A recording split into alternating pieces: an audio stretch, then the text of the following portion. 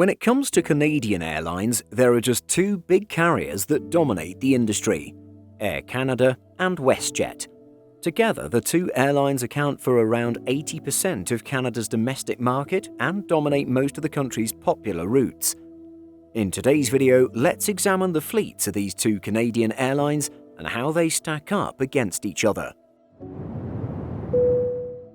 Before we begin, however, it should be noted that we'll only be examining the mainline fleets of these two airlines. That means we won't go into too much detail regarding Air Canada subsidiaries like Rouge or Air Canada Express, or WestJet subsidiaries like Swoop and Encore. So, when it comes to Air Canada's main fleet, data from planespotters.net indicates that the carrier has about 172 aircraft at the time of making this video. This figure excludes 3 767s being converted for Air Canada cargo operations. However, with the airline still taking delivery of more Airbus A220-300s and Boeing 737 MAX 8s, this number is sure to change over the coming months.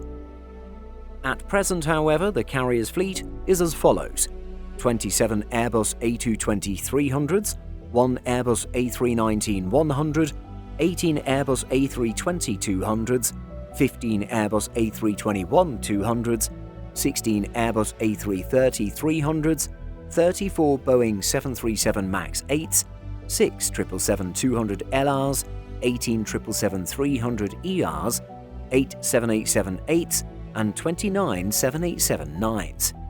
When it comes to future deliveries, the carrier is expecting a total of 45 Airbus A220-300s, meaning that some 18 are left to be delivered.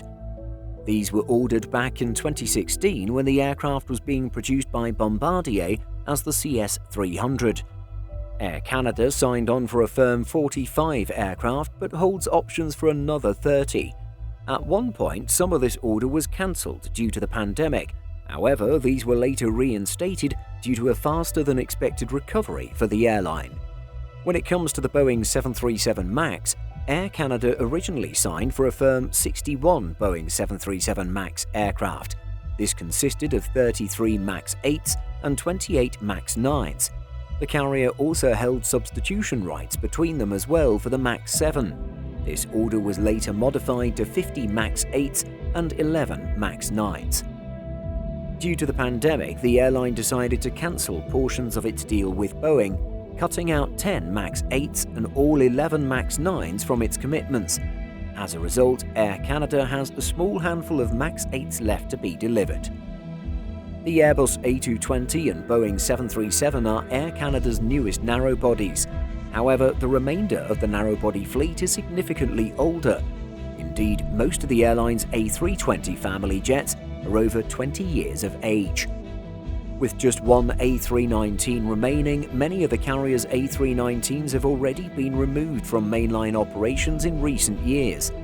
Many of these have gone to leisure subsidiary Rouge, while a handful have gone to the airline's special charter and VIP transport division, Air Canada Jets. Over the course of 2020 and 2021, some 20 A320s were removed from the Air Canada fleet. Many of these remain in storage in Greenwood, Mississippi, but some have since moved on to other operators. Just one of these aircraft was moved over to support Rouge operations. For the airline's future narrow-body fleet, we know that Air Canada recently signed on for a modest 26 Airbus A321neos.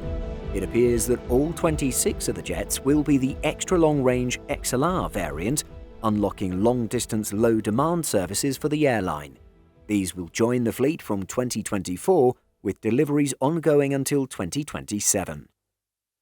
Moving on, when it comes to Air Canada's wide-body fleet, there have been fewer changes to make note of. Due to the pandemic, the airline turned some of its A330s and 777s into makeshift freighters, also known as Praetors. 2 years into the crisis, and the airline continues to operate these larger jets exclusively for cargo, namely 3 A330-300s and 3 777-300ERs. It should be noted that one 777-300ER was retired from the fleet in late March of 2020. While the carrier's 767-300ERs haven't been used in mainline operations for a few years, It's worth noting that Air Canada took 3 767s out of Rouge operations during the pandemic and had them converted into fully functioning freighters. One has already been converted and is now flying for Air Canada Cargo, while the other 2 are in the process of being converted at the time of this video's production. Air Canada's newest wide-bodies, its Boeing 787-8s and -9s, have been flying throughout the crisis. With an average age of just under 6 years, there should be many more years of service for this fleet of 37 aircraft. The youngest Dreamliners in the fleet are just 3 or 4 years old. When it comes to WestJet's fleet, there's a little bit less to say. The airline's fleet is smaller and significantly less diverse than that of Air Canada. Indeed, with just 100 aircraft, WestJet operates some 94 Boeing 737s and 6 Boeing 787-9 Dreamliners. Of course, if we dig deeper into WestJet's 737 fleet, we find that there is definitely some diversity within the 737 family. The carrier operates 43 737-700s, 37-800s, and 14 MAX 8s. Indeed, the carrier began its operations with the 737, and the type has been a solid workhorse for trans-Canada operations. Interestingly, some 12 of WestJet's 737-700s left to join Southwest Airlines, where many still fly today. When it comes to the 13-800s retired from WestJet, 10 of these were moved over to WestJet budget subsidiary Swoop. With an average age of about 4 years, WestJet's 737 MAX aircraft are its newest narrow-bodies. The airline has about 10 more of these MAX 8s yet to be delivered. However, it had to cancel part of its order with Boeing, removing 15 from its commitment. The airline is also expecting to take delivery of some 13 MAX 7s, a type that should be certified by the FAA this year. WestJet's wide-body fleet is small and simple. The carrier placed an order with Boeing for 10 787-9 Dreamliners back in 2017, and to date, the airline has received 6 of the jets. Whether or not the airline is ready to take delivery of its remaining 4 Dreamliners, it's likely that Boeing's production issues with its 787 program will affect WestJet's timeline. We already know that American Airlines has had to limit its flight schedules due to its own 787 delivery delays. Boeing halted deliveries of the 787 in May of 2021 due to production issues. With almost a year having passed since these deliveries were paused, there aren't yet any indications of when Dreamliners will be flown out to customers. In case you weren't aware, WestJet had previously operated a small fleet of 4 Boeing 767-300ERs. All 4 of these old jets were acquired from Australian carrier Qantas and were WestJet's first foray into the world of long-haul transatlantic services. While the airline's 767 operations were more of a test run for a future wide-body acquisition, the age of the jets and subsequent maintenance issues plagued the airline and its flights to London. These 4 aircraft have since departed the WestJet fleet and now fly cargo under the Amazon Prime Air brand. So when comparing and contrasting the fleets of Air Canada and WestJet, what can we say? Well, it's quite obvious that size and diversity are the largest differentiators for the carriers. Looking at WestJet's collection of 737s and 787s, it's clear that the operator is very much committed to doing business with Boeing. On the other hand, with its larger international network, Air Canada is all about fleet diversity and ensuring the right size of aircraft for its operations. Being Canada's only airline to fly trans-Pacific and down to South America, the carrier has a number of long-haul wide-body aircraft to choose from, ensuring that seats are filled and services remain profitable.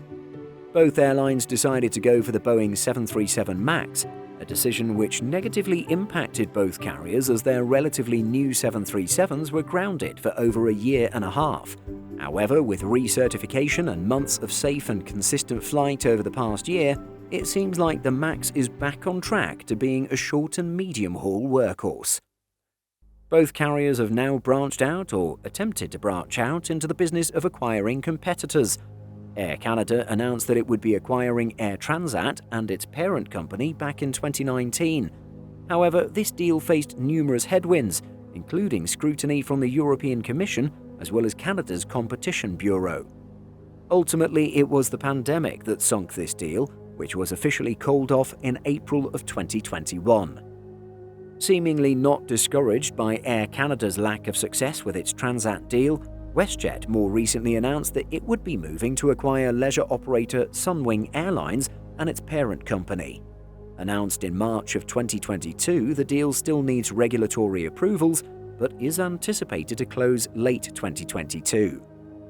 At this time, there aren't too many details on what this merger will look like and whether the Sunwing corporate identity will be completely absorbed into WestJet.